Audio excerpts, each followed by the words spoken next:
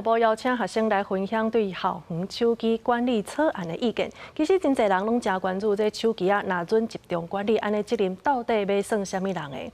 有的人甚至是认为讲，若准要方便找资料，安尼手机都无应该互学校甲收去。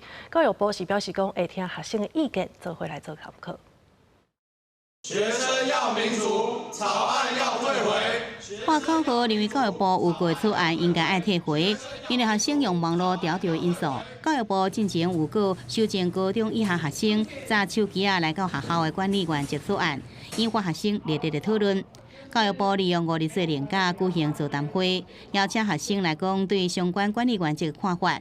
有学生是特别准备抗议的手帮，希望教育部听一下学生的心声。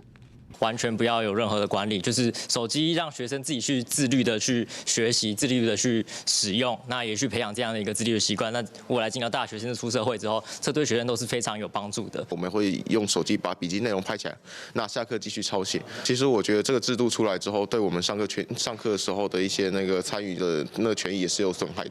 学生团体认为，教育部应该将相关的处罚的做法先定一个版本，让学生、学校也有家长来讨论。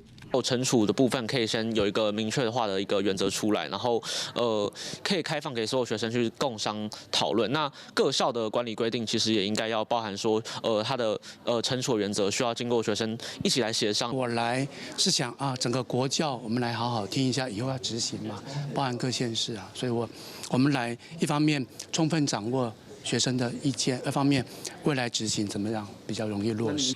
由这场座谈会开放120位学生入场，和至少有登记发言的前45人讲一下家己意见。教育部讲会听取学生意见，加做推动甲修改重要参考依据。记者综合报道。